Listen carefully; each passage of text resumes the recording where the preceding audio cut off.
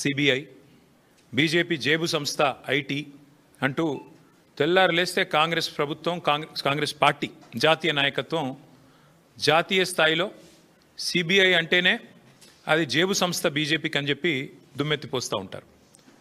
Kaleshwaram project మీద ఈ ముఖ్యమంత్రి గారికి ఎంత కక్ష అంటే చివరికి ఏ సిబిఐనైతే రాహుల్ గాంధీ గారు అనునిత్యం తప్పుపడుతూ ద్వేషిస్తూ ఇది బీజేపీ జేబు సంస్థ అని మాట్లాడతారో చివరికి ఆ కాళేశ్వరం ప్రాజెక్టు మీద ఇక్కడ ఏమీ లేదు, కొండను దవి ఎలక కూడా పట్టలేదు కాబట్టి 22 నెలలు మరి టైంపాస్ చేసి కోట్ల రూపాయలు తగలబెట్టి కాళేశ్వరం కమిషన్ అని పెట్టి పీసీ ఘోష్ గారి కమిషన్ వేసి కొండను దవ్వి ఎలుకను కూడా పట్టలేని పరిస్థితుల్లో మళ్ళీ కొత్తగా సిబిఐ కప్పచెప్తున్నా అని ఒక కొత్తగా నాటకానికి తెరదీసినారు.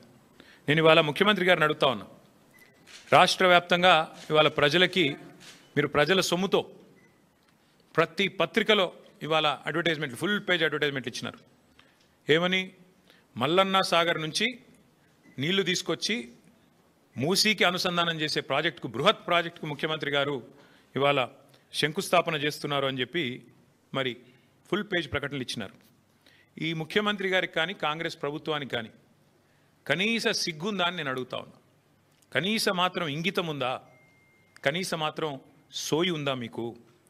సరిగ్గా వారం కిందట, ఇదే సోమవారం నాడు, వారం రోజుల కిందట కాళేశ్వరం ప్రాజెక్టు మీద కక్షగట్టి సిబిఐ ఎంక్వైరీ అని పెట్టినారు. మరి ఈరోజు ఈ సోమవారం రోజు కేసీఆర్ గారు కట్టిన అదే కాళేశ్వరం ప్రాజెక్టు మీద ఆధారపడ్డ మూసీ జలాల అనుసంధానం అని పెట్టి ఇవాళ శంకుస్థాపన చేస్తూ ఉన్నారు. ఇక్కడ విచిత్రం ఏంటంటే, కాకపోతే ఎవరైనా మనిషి జ్ఞానం ఉన్నవాడైతే తల దగ్గర శంకుస్థాపన చేస్తారు, తల దగ్గర చేస్తారు. ఎక్కడైతే నీళ్లు ఉన్నాయో, ఎక్కడి నుంచి అయితే నీళ్లు తేవాలనుకుంటున్నారో అక్కడ శంకుస్థాపన చేస్తారు. కేవలం తలా తోక లేని వాళ్ళే తోక దగ్గర చేస్తారు. ఎందుకంటే బాధ ఏముంది ఈయనకి? మల్లన్న సాగర్ దగ్గర పోయి శంకుస్థాపన చేస్తే ఏం చెప్పాలా? ఎదురుగా కళ్ళు దొబ్బినాయా, నీకు కనబడతలేవా, అవి కాళేశ్వరం నీళ్లు కాదా అని ప్రజలు అడుగుతారు, రైతులు అడుగుతారు. ఇవి కాళేశ్వరంలో వచ్చిన నీళ్లు కావా అని సోయినవాడు ఎవడైనా అడుగుతాడు, మీడియా అడుగుతుంది, అందరూ అడుగుతారు.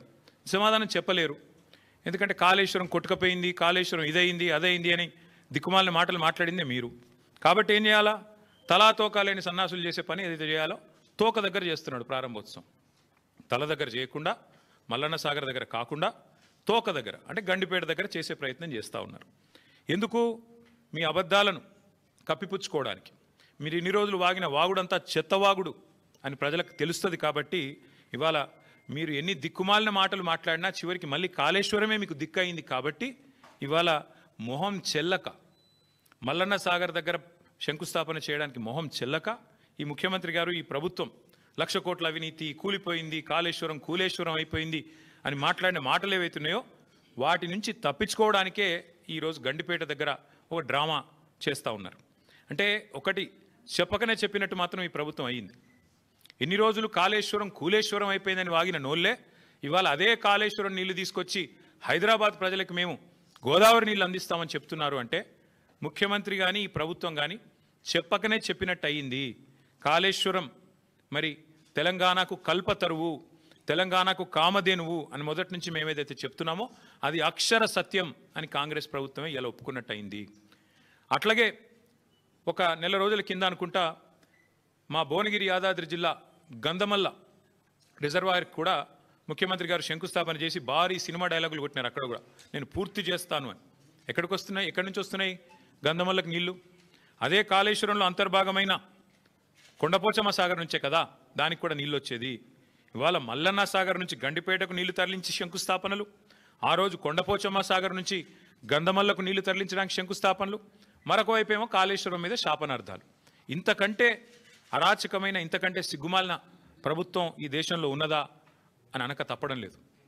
ముఖ్యమంత్రి గారి వైఖరి చూస్తూ ఉంటే కాళేశ్వరం నీళ్లు వాడుకుంటూ, కాళేశ్వరం ప్రాజెక్టును పూర్తి స్థాయిలో వినియోగించుకుంటూ, దానివల్ల కీర్తి కోసం ప్రయత్నం చేస్తూనే మరొక వైపు కాళేశ్వరాన్ని బద్నాం చేసే ప్రయత్నం చూస్తుంటే తల్లిపాలు దాగి రొమ్ము గుద్దడం అనే సామెత కూడా గుర్తొస్తూ ఉన్నది.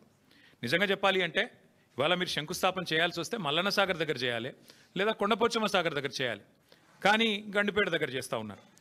గుండెకాయను వదిలిపెట్టి గండిపేట దగ్గర మీరు చేస్తున్నారంటేనే మీరు ఎంత ఇబ్బంది పడుతున్నారో ఈ విషయంలో ప్రజలకు కూడా అర్థమవుతుందని చెప్పి నేను అనుకుంటా ఉన్నా. కొందరిని కొంతకాలం మోసం